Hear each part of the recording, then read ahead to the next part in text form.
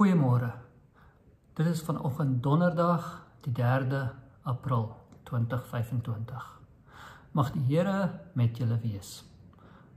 Kom ons bid saam. Here, skenk ons asseblief u wysheid.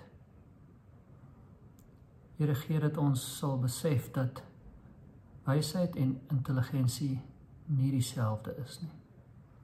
Help ons om beskeie te wees en help ons om te erken as ons 'n fout gemaak het.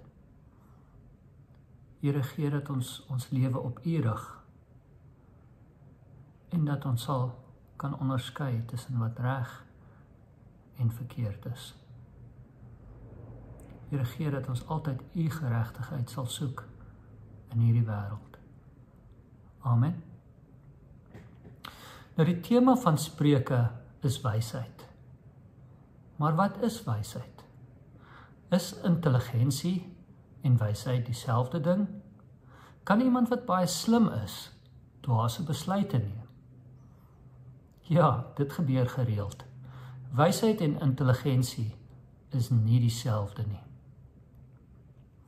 In die fliek Forrest Gump, waar Tom Hanks die rol van 'n verstandelike gestremde persoon speel, is Forrest in 'n verhouding met Jenny Curran, die vrou vir wie hy al van kleins af onvoorwaardelik lief is. Die fliek kontrasteer die dwaase besluite wat Jenny, 'n intelligente vrou, neem met die wyse besluite van Forrest. Na 'n kort tydjie waarin Forrest en Jenny saamwoon, maak Forrest aan Jenny 'n huweliksaanbod en wys daarmee sy begeerte om permanent by haar te wees. Jenny wys egter sy voorstel van die hand en dit is toe dat Forrest antwoord: "Ek is dalk nie 'n slim man nie, maar ek weet wat liefde is." Nou, wysheid is meer as net kennis. Dit sluit emosionele intelligensie in. En dit gaan ook oor verhoudings. Dit word deur liefde gelei.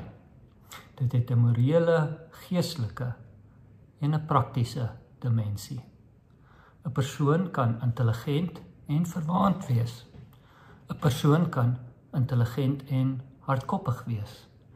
Wysheid is om te weet dat jy 'n fout kan maak. Wysheid is om te erken wanneer jy 'n fout gemaak het. Nederigheid en om beskeie te wees is deel van wysheid. Wysheid is om te weet wanneer om te praat en wanneer om stil te bly. Wysheid het 'n etiese element. Dit is gerig op geregtigheid. Wat is reg en wat is regverdig? Die genade van ons Here Jesus Christus, die liefde van God en die gemeenskap van die Heilige Gees sal met julle almal wees. Totsiens.